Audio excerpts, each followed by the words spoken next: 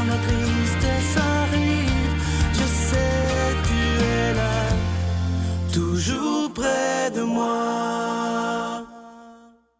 Bon samedi, bienvenue à votre émission La Victoire de l'amour. J'espère que vous allez bien. J'espère qu'on se prépare aussi à vivre une très, très belle fin de semaine. Mais avant, on rejoint notre ami, l'abbé Stéphane Roy.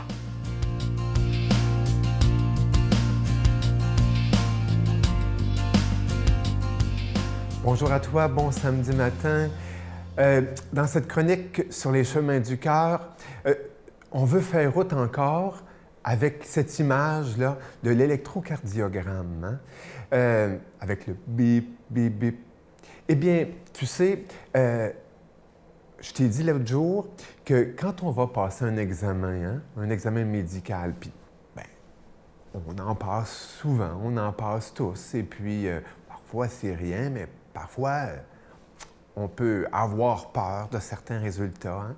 Eh bien, c'est la même chose, on pourrait penser, on pourrait dire que ça peut être la même chose pour un examen du cœur spirituel. On pourrait avoir peur des résultats. On pourrait avoir peur de cette plongée dans notre cœur et puis d'y découvrir des affaires, des cancers du cœur, d'y découvrir une partie, une petite partie, une grande partie complètement endurcie. On pourrait y trouver des mauvaises odeurs, des coins tellement encombrés, là, des boîtes de Pandore. On pourrait avoir peur des résultats de notre électrocardiogramme spirituel. Mais tu te rappelles, je t'ai dit, ce qui est extraordinaire dans la vie spirituelle, dans la vie avec Dieu, dans le Dieu de la Bible, avec le Dieu de Jésus-Christ, le Dieu qui s'est révélé, entre autres, à une sainte que je prie de plus en plus, Julienne de Norwich, à qui il a été dit « Tout finira très bien ». Et ce petit livre qu'elle a écrit, le seul, c'est « Révélation de l'amour », parce que l'amour dit « Tout finira très bien ». Eh bien, dans cet électrocardiogramme, on ne peut pas avoir peur des résultats. Même si il peut nous être dit ou révélé, ou on peut voir des choses terribles. Non, il ne faut pas avoir peur avec Dieu. Pourquoi?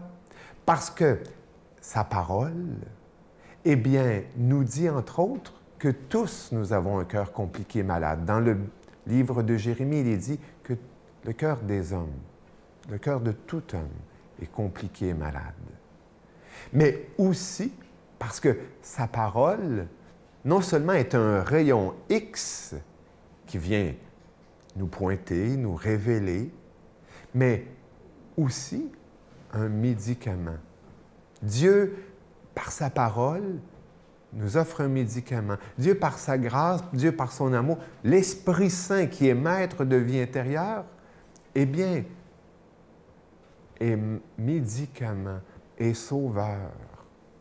Et on peut espérer justement que tout finira très bien avec les résultats négatifs que l'on peut avoir de notre électrocardiogramme spirituel. Alors, je t'invite encore une fois dans ce travail d'introspection de te plonger dans le cœur, puis on se revoit la semaine prochaine.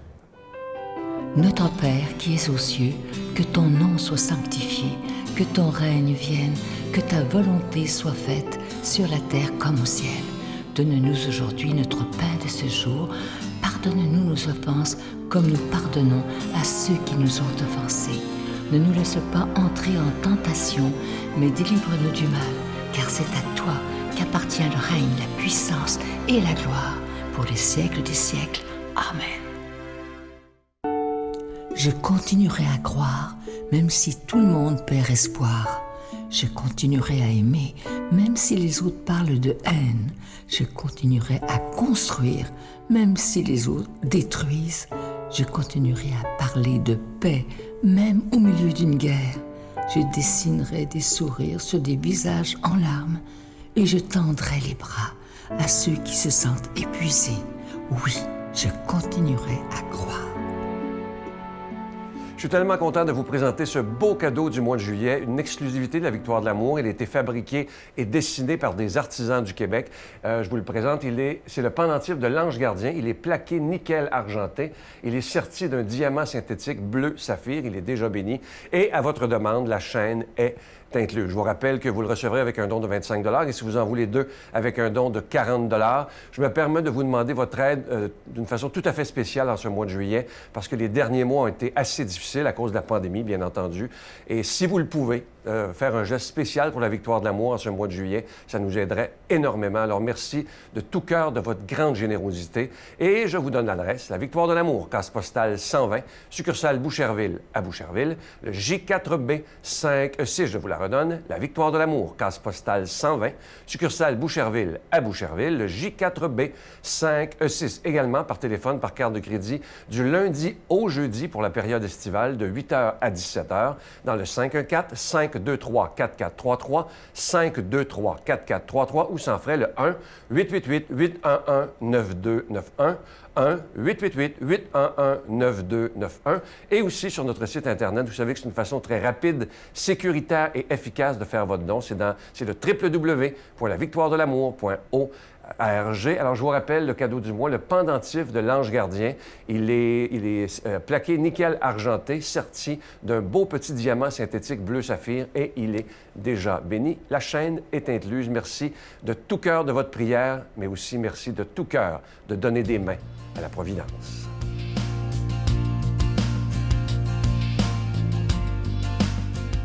Mon Dieu, donnez-moi la sérénité d'accepter les choses que je ne peux changer, le courage de changer les choses que je peux et la sagesse d'en connaître la différence. Amen. Aujourd'hui, la parole de Dieu est proclamée par notre ami, l'abbé David Vincent.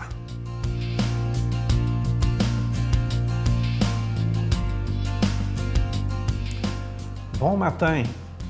Allons tout de suite puiser dans la parole de Dieu, une parole rafraîchissante pour nous aujourd'hui. Bonne nouvelle de Jésus-Christ selon saint Matthieu. Jésus disait aux 12 apôtres, « Le disciple n'est pas au-dessus de son maître, ni le serviteur au-dessus de son Seigneur. Le disciple doit se contenter d'être comme son maître et le serviteur d'être comme son Seigneur. Si le maître de maison s'est fait traiter de Béelzéboul, ce sera bien pire pour les gens de la maison. Ne craignez pas les hommes. Tout ce qui est voilé sera dévoilé, tout ce qui est caché sera connu. Ce que je vous dis dans l'ombre, dites-le au grand jour. Ce que vous entendez dans le creux de l'oreille, proclamez-le sur les toits. Ne craignez pas ceux qui tuent le corps, mais ne peuvent pas tuer l'âme. Craignez plutôt celui qui peut faire périr dans la géhenne l'âme aussi bien que le corps. Est-ce qu'on ne vend pas 2 moineaux pour 1 sou? Or, pas un seul ne tombe à terre sans que votre Père le veuille. Quant à vous, même vos cheveux sont tous comptés. Soyez donc sans crainte. Vous valez bien plus que tous les moineaux du monde. Celui qui se prononcera pour moi devant les hommes, moi aussi, je me prononcerai pour lui devant mon Père qui est aux cieux. Mais celui qui me reniera devant les hommes, moi aussi, je le renierai devant mon Père qui est aux cieux. » Acclamons la parole de Dieu. Nous sommes toujours dans cette période un petit peu plus incertaine de la pandémie du coronavirus. Peut-être que dans les derniers mois, cette pandémie a fait émerger en toi des peurs, des craintes. La peur d'abord d'être contaminé, la peur peut-être de voir des personnes autour de toi être affectées par cette maladie qu'on ne connaît pas bien non plus. La peur de l'avenir, de ne pas trop savoir comment est-ce que nous allons pouvoir revenir à une vie normale. Peut-être la peur aussi que l'économie ne se redresse pas, puis que l'on vive une crise. Ou encore, avec ce que les médias des fois nous racontent, la peur d'une seconde vague. Bien sûr que ces peurs sont justifiées. C'est important d'être vigilant, d'être attentif. La peur, c'est un sentiment normal, c'est un sentiment humain. J'oserais même dire que c'est d'abord un réflexe de protection, une certaine manière de se protéger du danger. Ce qui n'est pas normal, cependant, c'est de toujours rester dans ce sentiment de la peur qui nous paralyse et qui nous empêche de passer à l'action, qui nous empêche même de faire le bien. Dans l'Évangile d'aujourd'hui, Jésus a une parole prophétique Il nous dit « ne craignez pas ». On pourrait même traduire autrement « n'ayez pas peur ». Avec toutes les peurs que l'on peut vivre dans cette pandémie, comme j'oserais dire, toutes les peurs de la vie auxquelles nous sommes confrontés, la peur de vieillir, la peur de manquer du nécessaire, la peur de ne pas être aimé, Jésus nous dit aujourd'hui « n'ayez pas peur, je suis avec vous ». Nous sommes tellement précieux aux yeux du Seigneur qu'il n'y a même pas un moineau qui tombe au sol sans que le Seigneur le sache, et on vaut pas mal plus qu'un moineau. Nous, comme êtres humains, comme fils de Dieu, comme filles de Dieu, nous avons une valeur infinie.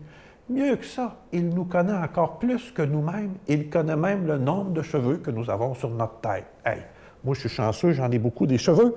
Je ne sais pas combien j'en ai, mais c'est simplement pour exprimer que Dieu nous connaît. Il sait ce dont nous avons besoin. Comment le Seigneur peut, dans le fond, nous aider à enlever nos peurs? C'est en déposant à l'intérieur de nous une sérénité, une paix, un calme qui nous fait traverser les hauts et les bas de la vie en apprenant à devenir meilleurs. Et encore mieux que ça, en découvrant, en cultivant que le meilleur, il est à venir. Il y a quelque chose qui est de l'ordre profondément de la foi chrétienne, d'oser croire qu'il y a un plus en avant, que Jésus marche avec nous, qu'il ne nous abandonne pas, qu'il nous aime inconditionnellement, puis que l'avenir, il est meilleur, que l'avenir, il est beau, puis il est grand. En Église, en société et dans le monde, moi, je suis un espérant.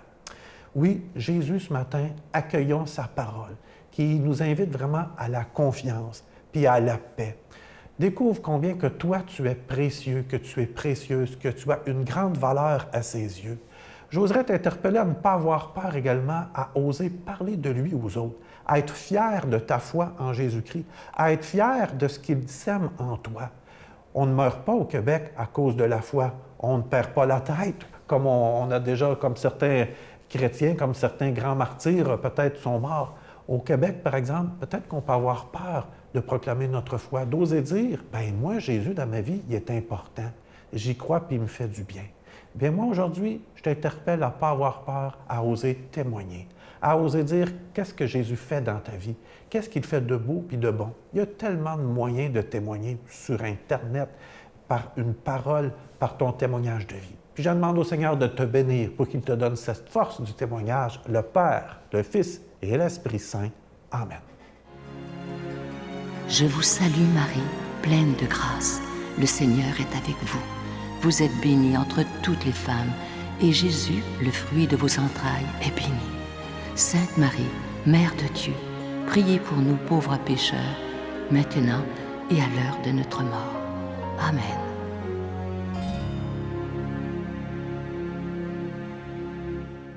Je vous invite à ne pas manquer l'émission de demain. Je rencontre avec beaucoup de joie la docteure France Véro. Cette femme a vécu une conversion absolument spectaculaire parce que pendant 20 ans, elle s'est dit en elle-même, comme femme de science, comme médecin, « Dieu n'existe pas, point final ». Et un jour, elle a fait une dépression et elle se souvient, elle était assise sur le bord du lac Saguenay et elle a regardé au ciel et elle a dit « Comme j'aimerais que Dieu existe, je me sentirais moins seule. » Et ensuite, elle va nous expliquer dans son témoignage qu'est-ce qui est arrivé. Et vous allez voir que quand Dieu touche le cœur de quelqu'un, la vie tourne d'une façon extraordinaire. Vous allez voir la passion de cette femme pour Jésus. C'est absolument extraordinaire. Elle qui était athée, convaincante et convaincue, qui maintenant parle de Jésus avec une foi à déplacer les montagnes. Vous allez voir, c'est une bonne vivante. Et en chanson, une nouvelle chanson de quelqu'un qu'on aime tellement, Guylaine Tanguay. À demain. Bye. Pourtant, je suis médecin. Je soignais des gens, je soignais les corps, mais la spiritualité, c'est très important pour notre santé aussi. Il était avec elle à tous les jours, il la tenait dans ses bras, c'était son amour. Ils étaient ensemble depuis toujours, mais il rêve encore de son retour. C'est sûr qu'on pourrait s'en douter, qu'un jour le bon Dieu viendrait